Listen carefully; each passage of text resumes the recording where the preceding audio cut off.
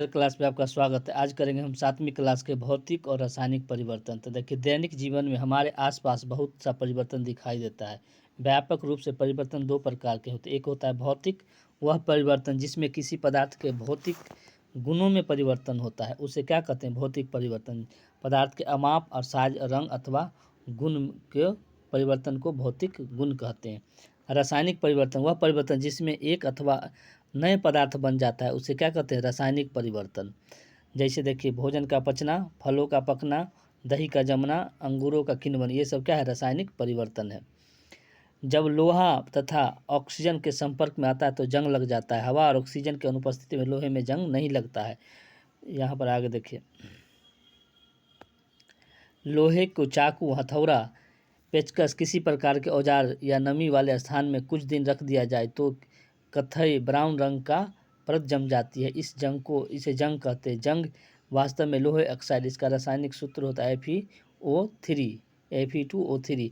Paint करके लोहे के पदार्थ को ऊपर छुपा जाता है, वायु की उपस्थिति के संपर्क में नहीं आता है, जिसके कारण उस पर जंग नहीं लगता है। इसलिए पेंट करने से हम लोहे के उस पदार्थ को जंग लगाने से बचा सकते हैं। रासायनिक परिवर्तन निम्न घटनाएं हो सकते हैं: रंग में परिवर्तन, गैस का बनना, ध्वनि उत्पन्न होना, किसी नए गंध का बनना, ऊष्मा, प्रकाश तथा किसी अन्य प्रकार के विकिरण। क्रिस्टलीकरण, किसी पदार्थ के शुद्ध क्रिस्टल उनके विलयन से प्राप्त किए जा सकते, वह प्रक्रिया क्रिस्टलीकरण कहलाता है। यह एक भौतिक परिवर्तन का उदाहरण है। अब यहाँ पर देखिए, 7वीं क्लास के मौसम, जलवायु के अनुरूप जंतुओं का अनुकूलन।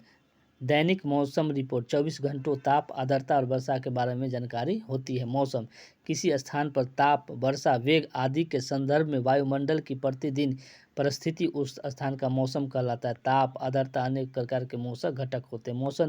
मौसम की रिपोर्ट भारत मौसम विभाग द्वारा तैयार किया जाता है। मौसम रिपोर्ट के लिए अधिकतम न्यूनतम तापमापी का उपयोग किया जाता है। मौसम में सभी परिवर्तन सूर्य के कारण होते हैं। जलवायु किसी स्थान पर अनेक वर्षों में मापी गई मौसम की औसत दशा को जलवायु कहते हैं। आर्द्रता वायु में किसी समय जलवाष्प की मात्रा को क्या कहते हैं? आर्द्रता कहते हैं।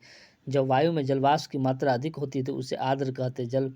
जब वायु में जलवाष्प की मात्रा कम होती है तो उसे शुष्क कहते हैं। लद्दाख में जैसे लेह में देखिए ठंड, राजस्थान चूरू गर्म, मेघालय मानसून वर्षा अधिक होता है। मानसून का आगमन केरल से होता है और मानसून की वापसी कहाँ से होती है? तमिलनाडु से। अब यहाँ देखिए, वर्षा को वर्षा मापी नामक यंत्र से मापा जाता है। जलवायु और अनुकूलन, जंतुओं उन स्थितियों के जीने के लिए अनुकूलित होते हैं जिनमें वे रहते हैं। अनुकूलन क्या है? जिन विशिष्ट संरचना अथवा स्वभाव की उपस्थिति किसी पौधे अथवा जंतु को उसके परिवेश में रहने योग्य बनाता है, उसे अनुकूलन कहते हैं। स्थलीय आवास क्या है?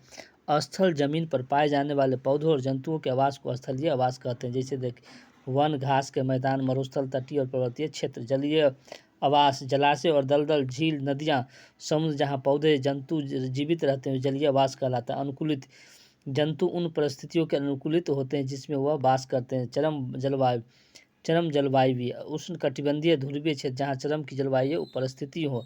ध्रुवीय क्षेत्र, ध्रुवों में वर्ष के 6 महीने सूर्यास्त नहीं होते हैं, शेष 6 महीने सूर्यास्त नहीं होते हैं। अब यहाँ पर देखिए, ध्रुवीय क्षेत्र, ये क्षेत्र सदैव क्या होता है? बर्फ से ढका रहता है। उत्तरी और दक्षिणी ध्रुव, बियर और पेंगुइन यहाँ रहते हैं। Greenland, Iceland, Norway, Sweden, Finland, America, Alaska, रूस के साइबेरिया आदि क्षेत्र।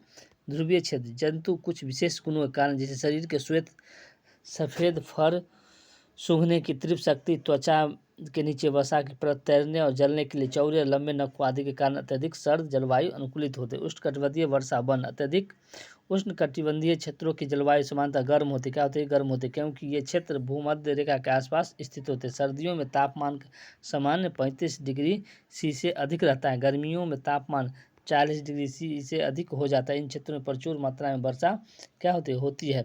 भारत में पश्चिमी घाट और असम में पाए जाते हैं।